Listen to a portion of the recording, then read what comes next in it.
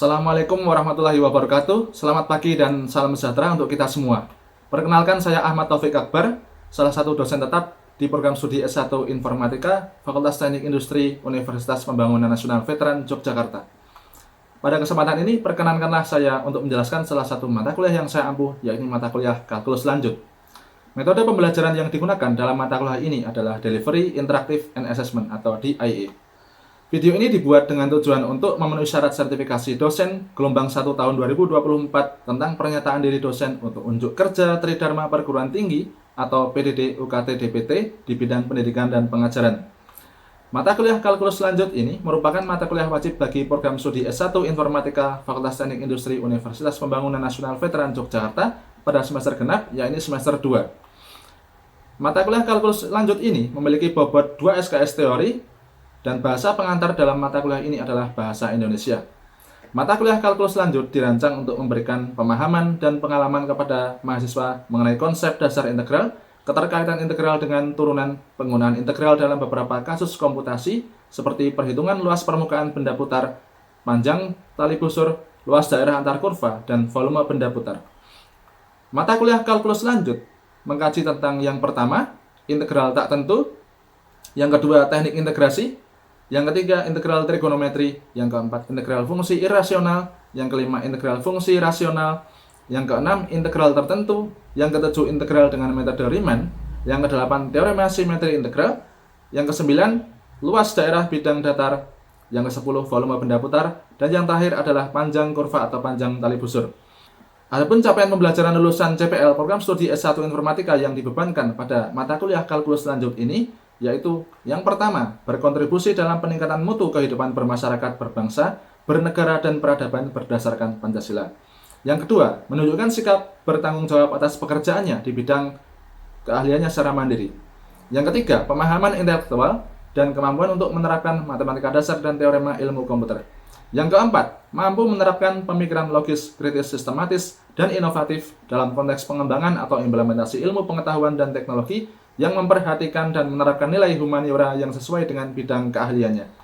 Yang kelima, mampu mengembangkan aplikasi dengan menerapkan prinsip-prinsip sistem cerdas dan ilmu komputasi untuk menghasilkan produk aplikasi cerdas pada berbagai bidang dan disiplin keilmuan. Sedangkan capaian pembelajaran mata kuliah Kalkulus Lanjut ini, yang pertama, berkontribusi dalam peningkatan mutu kehidupan bermasyarakat, berbangsa, bernegara, dan peradaban berdasarkan Pancasila melalui pemahaman intelektual dan kemampuan untuk menerapkan matematika dasar dan teori ilmu komputer. Yang kedua, mampu menerapkan pemikiran logis, kritis, sistematis, dan inovatif dalam konteks pengembangan atau implementasi ilmu pengetahuan dan teknologi yang memperhatikan dan menerapkan nilai humaniora sesuai bidang keahliannya dan mampu mengembangkan aplikasi dengan menerapkan prinsip-prinsip sistem cerdas dan ilmu komputasi untuk menghasilkan produk aplikasi sistem cerdas pada berbagai bidang dan disiplin keilmuan dengan menunjukkan sikap bertanggung jawab atas pekerjaan di bidang keahliannya secara mandiri. Sumber pustaka yang menjadi acuan mata kuliah Kalkulus Lanjut yang pertama, Kalkulus dan Geometri Analitis dari penerbit Erlangga yang ditulis oleh Parcel dan Warburg. Yang kedua, Kalkulus Diferensial dan Integral dari penerbit Erlangga yang ditulis oleh Frank Ayres dan ditunjang oleh beberapa referensi lainnya. Sistem pembelajaran pada mata kuliah ini dilaksanakan secara sinkron dan asinkron dengan menggunakan metode pembelajaran aktif yang mengutamakan peran dan keaktifan mahasiswa dalam pembelajarannya melalui pembelajaran berbasis kognitif dan case-based learning. Sistem perkuliahan bersifat blended learning, yaitu pembelajaran di kelas, kemudian pembelajaran secara sinkron dengan aplikasi Zoom, dan secara asinkron menggunakan video pengajaran serta grup WhatsApp, dan juga Learning Management System atau LMS. Bahan perkuliahan seperti RPS, kontrak kuliah, materi kuliah berupa soft file akan disediakan pada aplikasi e-learning Sepada Wimaya UPN Veteran Yogyakarta. Total pertemuan dalam mata kuliah Kalkulus Lanjut ini sebanyak 16 tatap muka. Dalam pembelajaran mata kuliah ini, saya melakukan beberapa metode penyampaian materi, antara lain melalui ceramah, tanya jawab dan diskusi secara langsung, serta kuis yang harus diselesaikan ketika perkuliahan berlangsung, dan yang terakhir adalah ujian untuk mengevaluasi hasil belajar para mahasiswa. Metode delivery berupa ceramah yang saya lakukan bertujuan agar konsep dasar-dasar integral hingga terapannya dapat dipahami oleh para mahasiswa sehingga mahasiswa memahami konsep dasar integral dan keterkaitannya dengan kasus-kasus komputasi dalam informatika, seperti sistem cerdas maupun mesin learning, sebagaimana capaian pembelajaran dalam mata kuliah kalkulus lanjut. Pelaksanaan tanya jawab dan diskusi langsung dilakukan untuk menunjang pembelajaran ini, sehingga meningkatkan keaktifan dan pemahaman, dan dapat menjadi penyemangat dalam pencapaian kesuksesan mata kuliah kalkulus lanjut. Tugas dan kuis saya berikan untuk mengukur pemahaman konsep dan keterampilan mahasiswa dalam penerapan konsep integral dan menjadi penunjang pada nilai akhir perkuliahan. Sedangkan ujian akan dilaksanakan sebanyak 2 kali, yaitu pada pertemuan ke-8 atau disebut dengan evaluasi tengah semester, dan pada pertemuan ke-16 yang disebut dengan evaluasi akhir semester. Komponen-komponen penilaian dan bobot mata kuliah kalkulus lanjut ini sebagai berikut. Pada unsur hard skill meliputi komponen evaluasi akhir semester dengan persentase 30%, komponen evaluasi tengah semester atau ETS dengan persentase 20%, dan komponen tugas dan kuis dengan persentase 40%. Selanjutnya pada unsur soft skill meliputi komponen kreativitas dan keaktifan memiliki persentase 10%. Dengan mengakumulasikan bobot penilaian tersebut, diperoleh pelaporan penilaian berupa kualifikasi keberhasilan mahasiswa dalam menempuh mata kuliah kalkulus lanjut yang dinyatakan dalam kisaran sebagai berikut.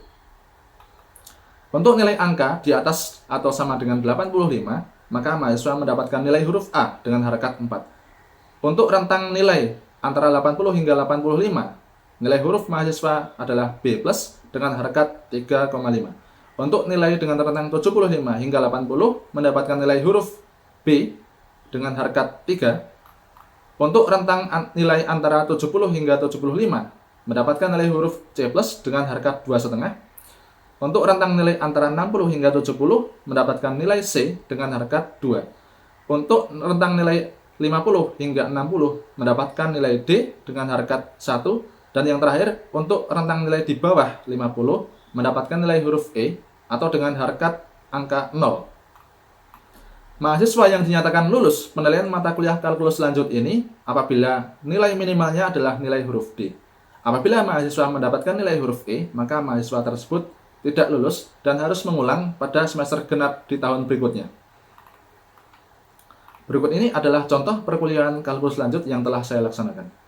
Oke, kita lanjutkan. Sebelum kita mulai, mari kita berdoa. Menurut keyakinan kita masing-masing, berdoa dipersilahkan. Ya, berdoa cukup. Bagaimana teman-teman dengan materi yang saya share? Apakah sudah ada yang dibuka dan mungkin ada kesulitan?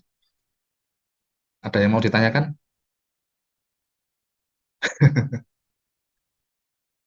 Archie, Tapi Pak. bagaimana?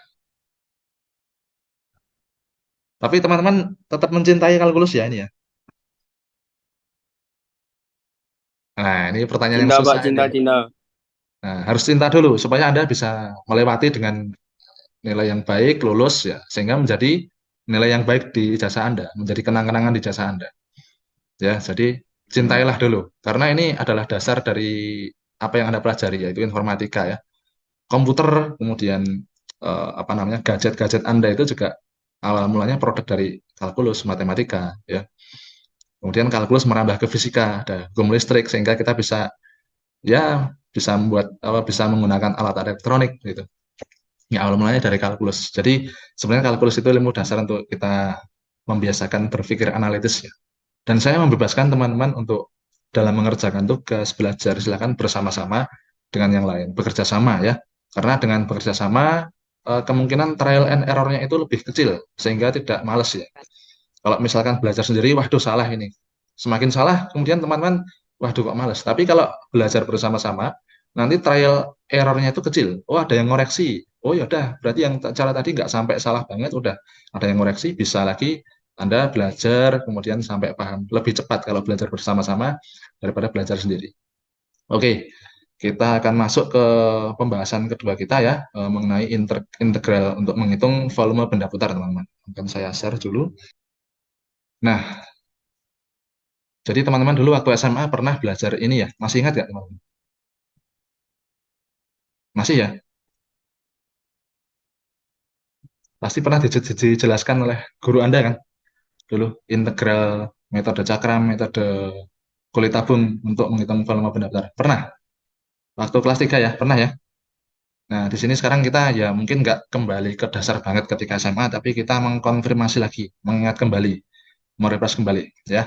Jadi intinya kalau kita mau menghitung volume benda putar, itu kita bisa menggunakan pendekatan, ada dua macam pendekatan, yaitu metode kulit tabung dan metode cakram. Nah, kalau menggunakan beda metode, nanti hasilnya sama nggak? Sama, kalau bentuknya yang dihitung volumenya sama, maka dengan metode apapun pasti sama hasilnya. Harusnya sama, kalau hasilnya nggak sama berarti ada yang keliru atau kita nggak teliti. Nah, kita misalkan memahami dulu metode cakram ya teman-teman. Misalkan ada daerah D ini dibatasi oleh X ya, dari daerah X dari titik A sampai dengan B, kemudian dibatasi dari Y sama dengan 0 sampai dengan Y sama dengan Fx. Nah, ini kan grafik Fx. Nah, ini nanti kalau diputar mengelilingi sumbu X ya, yang bawahnya sumbu X. Kalau diputar mengelilingi sumbu X, nah nanti akan terbentuk bentuk gentong yang tidur seperti ini ya teman-teman ya. Guci yang tidur seperti ini. Nah, cara bagaimana kita bisa menghitung volume benda putarnya? Nah, di sini kita akan menggunakan metode cakram. Cakram itu bagaimana teman-teman? Nah, seperti ini teman-teman. Bayangkan, ya, saya taruh sini aja lah. Nah, sip. Bayangkan teman-teman, pada daerah ini antara A dan B yang dibatasi oleh Fx ya, atasnya ini Fx, kemudian dari sini sampai sini itu adalah A sampai B. Ini ada partisi teman-teman. Partisi itu semacam ya sebesar selebar delta X ini ya, yang mengisi dari ini, dari bawah kurva Fx, dari panjang awal A sampai dengan B. X sama dengan A sampai dengan X sama dengan B. Nah, partisi ini, kalau ini begitu kecilnya, begitu tipisnya, ibaratnya ketebalannya itu mendekati nol begitu. Ya, itu bentuknya seperti persegi panjang, teman. Nah, karena dia itu diputar mengelilingi sumbu X, maka kita bisa membayangkan ini kalau diputar itu seperti cakram nantinya. Nah, cakramnya itu jari-jarinya adalah dari sini sampai sini. Jari-jarinya adalah Fx, kemudian ketebalannya adalah delta X. Nah, kalau seperti ini, berarti kalau kita menghitung volume, kita bisa ingat rumus volume benda putar ya, volume tabung, itu adalah luas alas, yaitu pi R kuadrat. R kuadratnya pakai apa? Pakai Fx dikuadratkan. Pi Fx dikuadratkan dikali tingginya itu ini teman-teman. Ketebalan partisinya yaitu delta X. Nah, karena dari A sampai dengan B, delta X-nya itu kan berjalan dari sini, sampai sini, sampai sini, sampai sini, sampai sini. Delta X sampai delta X yang terakhir, ya ketebalan yang terakhir, itu kalau dijumlahkan, maka akan tercipta volume benda pejal. Jadi partisi-partisi itu tadi kalau diputar, ya dijumlahkan dari A sampai dengan B, itu akan mengisi ruangan itu sehingga berbentuk seperti guci tadi. Ya, guci yang menghadap tidur ke kanan, ke arah sini ya teman-teman ya. Nah, berarti kita dengan cara ini, kalau kita memandang bahwa kita menghitung volume benda putar, lalu kita mencari kita memandang partisinya itu tegak lurus dengan sumbu putarnya, berarti kita menggunakan metode cakram. Ini kalau diputar, itu kan partisinya ini kan ini ya partisinya ini tegak lurus ya, sumbu putarnya ini. Nanti kalau misalkan kita memutar, partisinya seperti ini, sumbu putarnya itu seperti ini. Sumbu putarnya itu Y, misalkan, ini diputar terhadap sumbu Y. Berarti partisinya itu sejajar dengan sumbu Y. Kalau sejajar, kita menggunakan metode kulit tabung. Ya.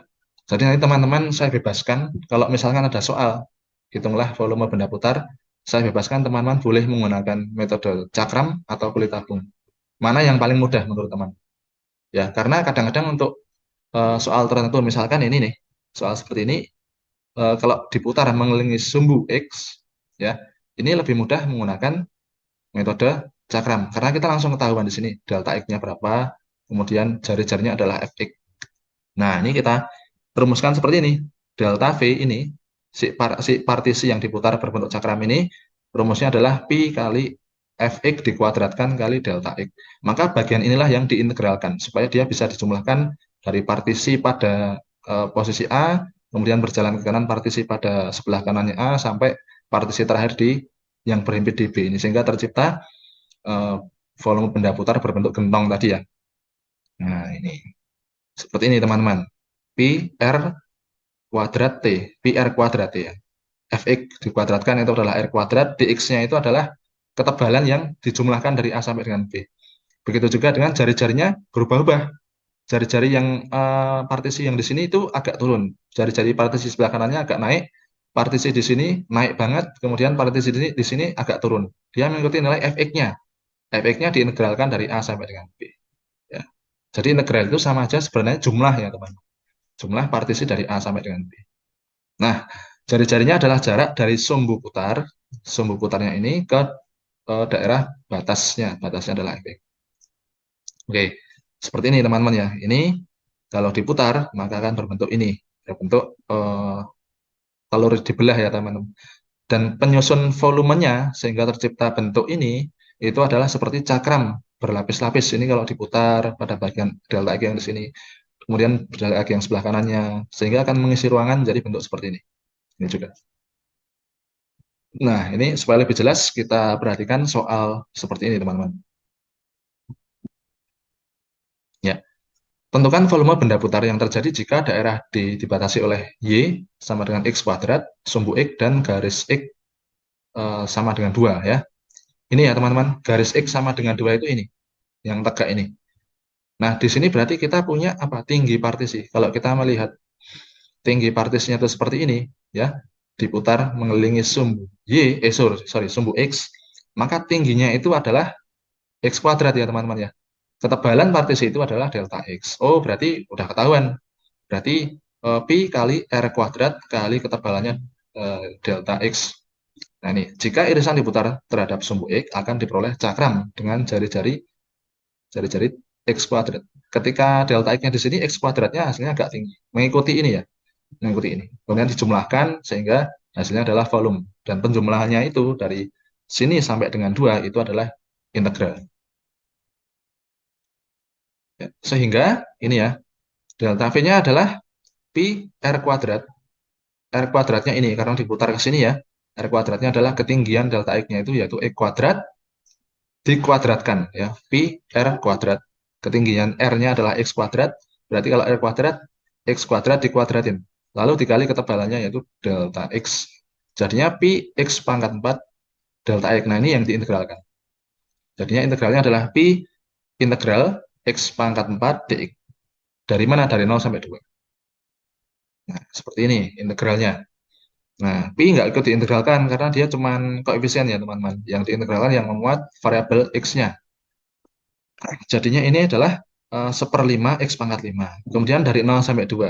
Nah, kalau ini intervalnya itu dari 0 sampai dengan 2, 0-nya nggak usah kita hiraukan. 2-nya aja yang kita masukkan sini sehingga ketemu 32. 2 pangkat 5 itu 32/5 pi. Oke, kita lanjutkan teman-teman. Ada pertanyaan sebelum kita lanjutkan?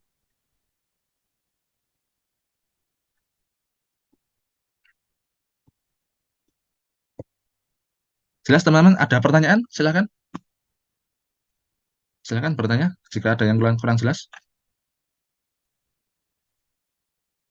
Pak, mau tanya itu berarti kita menyesuaikan ini ya, menggunakan sumbu yang mana ya rumusnya? Betul. Dari kita menyesuaikan Hmm. sumbu putarnya mana dan kita melihat partisi yang kita gunakan. Nah, partisi yang kita gunakan bagaimana supaya kita bagaimana sih mengambil partisi supaya kita bisa mudah menghitung volume benda putar. Nah, kita lihat partisinya itu yang kira-kira ada fungsinya, teman-teman. Nah, seperti ini misalkan. Ini ada contoh soal ya. Sebentar. Nah, ini teman-teman. Ini metode cincin. Nah, ini metode kulit tabung ya. Misalkan ada suatu daerah yang dibatasi oleh ini ya, grafik Y sama dengan X kuadrat dan juga garis X sama dengan 2. Nah, diputar mengelilingi ini sumbu garis Y dengan Y sama dengan 4 ya. Nah, jika irisannya diputar terhadap garis Y sama dengan 4, ini akan diperoleh suatu cekungan ya teman-teman ya. Nah, tapi masalahnya bagaimana kita mengetahui jari-jarinya. Nah, bagaimana kita melihat partisinya kita ambil secara vertikal atau horizontal. Kalau kita melihat seperti ini teman-teman, ini suatu fungsi ya, garis yang melengkung ini adalah suatu fungsi Y sama dengan E kuadrat, kemudian ini sumbu putarnya. Maka enaknya nih, mudahnya adalah kita mengambil partisinya itu seperti ini teman-teman. Kalau kita bayangkan ya, ini adalah balok-balok yang mengisi dari Y sama dengan 0 sampai dengan Y sama dengan 4. Nah, cuma masalahnya berapa sih jaraknya? dari sini sampai sini. Ya, berapa jaraknya dari sini sampai sini. Nah, kita tahu bahwa di sini itu adalah Y sama dengan 4, dan kesininya ini adalah Y ya, teman-teman ya. Di sini adalah kurva Y sama dengan X kuadrat. Sehingga kita punya diameter dari sini ke sini, itu adalah 4 kurang Y. 4 kurang Y. Kemudian, nah tingginya ini berapa? Tingginya ini berapa? Nah, karena dari sini sampai dengan sini itu panjangnya 2. Maka dari sini sampai sini berapa? Ya, dari sini sampai sini itu adalah sejauh akar Y. Ya, ini dari mana sih akar Y itu? Akar Y itu dari ini ya, grafik yang melengkung ini kalau kita tulis dalam bentuk X sama dengan berapa Y itu adalah X sama dengan akar Y. Maka dari sini sampai dengan lengkungan ini jauhnya adalah akar Y, sedangkan dari sini, dari yang lengkung ini sampai dengan batas 2 ini ya, atau di dalam yang abu-abu ini adalah 2 min akar Y. Sehingga jari-jarinya kita bisa mengetahui bahwa jari-jari dari sini sampai sini, dari partisi yang akan kita hitung, itu adalah 4 min Y. Kemudian tingginya adalah 2 min akar Y. Tebalnya adalah delta Y. Karena kita melihat partisinya yang enak untuk mudah menjadi satuan perhitungan volume, itu di sini. Ya, untuk misalkan kalau dikelilingkan ke sumbu Y sama dengan 4, berarti kita menggunakan metode kulit tabung. Nah, kita perlu mencari jari-jarinya ini berapa dari sini sampai sini. Oh, jari-jarinya adalah 4 min Y. Kemudian tingginya ini, tinggi tabung gulungannya itu adalah 2 min akar Y. Ketebalannya adalah delta Y, kita pakai yang di sini. Maka langsung kita hitung saja, berarti ini 2pi kali jari-jari kelilingnya adalah 2pi kali jari-jari. Jari-jarinya 4 min Y, kalikan dengan tingginya yaitu 2 min akar Y. Lalu kalikan DY. Nah, ini kita hitung teman-teman. Kita kalikan DY, sehingga kita dapatkan ini. Ya, 8 min 4 akar Y min 2Y ditambah Y akar Y. Ini yang diintegralkan dari 0 sampai dengan 4. Nah, kenapa pertanyaan kok ini integralnya menggunakan DY? Karena dari sini kita mengambil partisi yang paling mudah adalah seperti ini. Nah, lebar partisinya itu adalah delta Y ya. Jadi ini dari delta Y ini, delta Y ini, delta Y ini, delta Y ini sampai ke sini. Kalau kita putar mengelilingi sumbu Y sama dengan 4, maka akan terbentuk suatu volume benda putar cekungan. Ya. Cuma yang harus kita hati-hati adalah kita mengetahui jari-jarinya berapa. Dari sini sampai sini kita gunakan 4 min Y. Kemudian tinggi partisi itu adalah 2 min akar Y. Dari sini sampai sini itu kan 2 min akar Y. Karena dari sini sampai dengan lengkungan itu jauhnya adalah akar Y. Sehingga ini kita integralkan ya. Hasilnya 2pi kali 8Y min 8 per 3 Y pangkat 3 per 2 min Y kuadrat ditambah 2 per 5 Y pangkat 5 per 2. Hasilnya ini teman-teman. Kita masukkan 4-nya ya. Ini dari 0 sampai dengan 4. 4 kita masukkan ke Y-nya, hasilnya berapa? Dikurangkan dengan 0 dimasukkan ke Y-nya. Nah, berhubung ini intervalnya dari 0 sampai dengan 4, kita bisa tinggal memasukkan 4-nya saja ke Y-nya ini. Sehingga diperoleh 224 per 15 pi.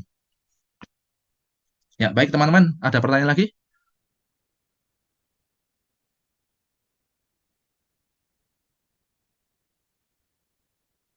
Silakan, ada yang bisa menjawab teman-teman? Atau ada yang masih bingung menanyakan soalnya?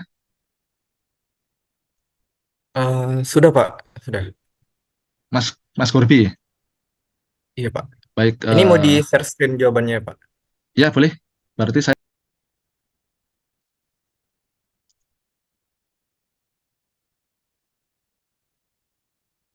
ya, kemudian tadi dari 0 sampai dengan 3 ya, kita tinggal masukkan ini 100 min X kuadrat, min 2X kuadrat, min 1 DX. Nah, ini tinggal kita integralkan aja.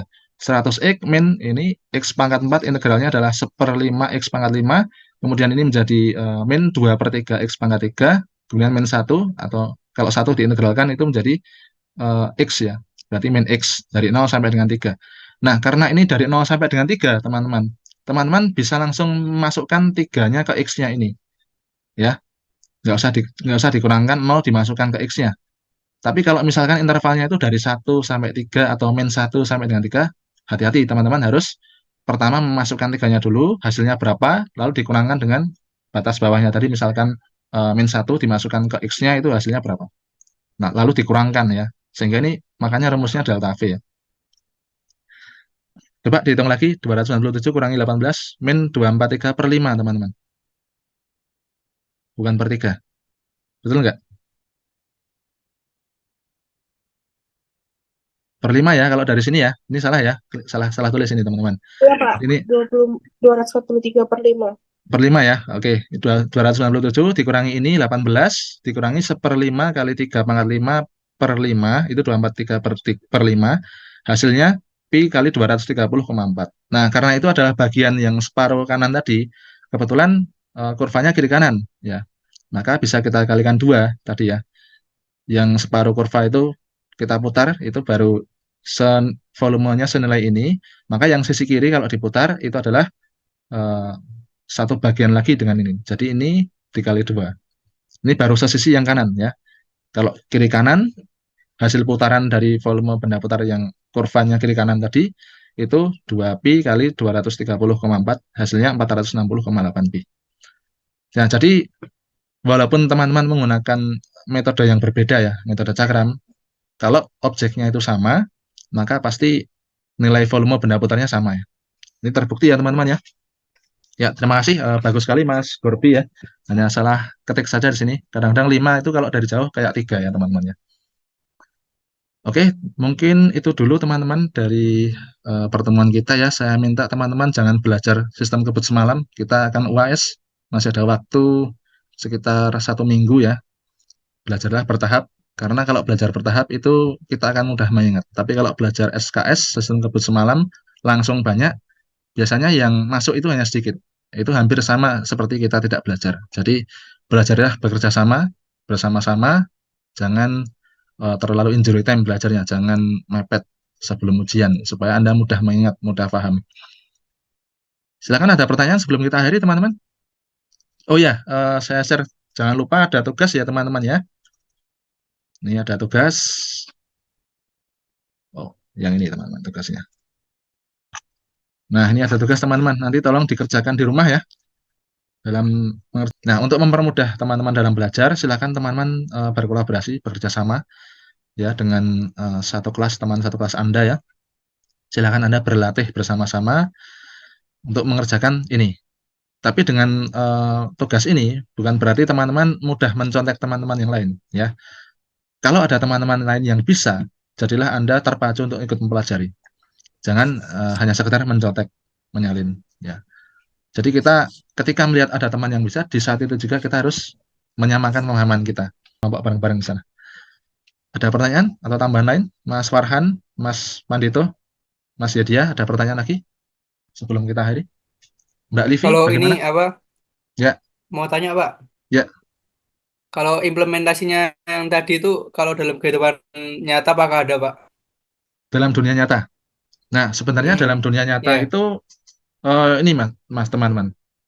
Kalau teman-teman menggunakan simulasi 3D Max ya, itu kan menggambar, kemudian nanti ketika objek itu diputar, gambar itu dari sketch-sketch yang ada diputar, itu membentuk suatu benda pejal ya. Nah, benda pejal itu kalau titik-titiknya itu diketahui, nanti akan mempermudah misalkan mesin 3D printing untuk mengikuti di mana titik-titik itu. Nah, itu arahnya nanti untuk mempermudah pemodelan 3D. Dari pemodelan 3D itu ada titik-titiknya sehingga ketika file tadi, istilahnya file apa ya namanya, eh, file untuk 3D printingnya itu tadi ya, berupa sketch 3D-nya itu ada, nanti 3D printingnya itu akan mencetak sesuai dengan bentuk 3D-nya itu. Nah, itu yang digunakan di dalam modeling 3D dan pencetakan 3D printing, teman-teman. Ya, arahnya sampai ke situ, teman-teman ya. Dan canggihnya sebenarnya untuk perhitungan volume benda putar itu juga sudah ada alat yang bisa digunakan untuk menghitung, misalkan aplikasi GeoGebra, kemudian aplikasi Autograph itu di YouTube atau di sumber-sumber internet banyak sekali yang membahas itu.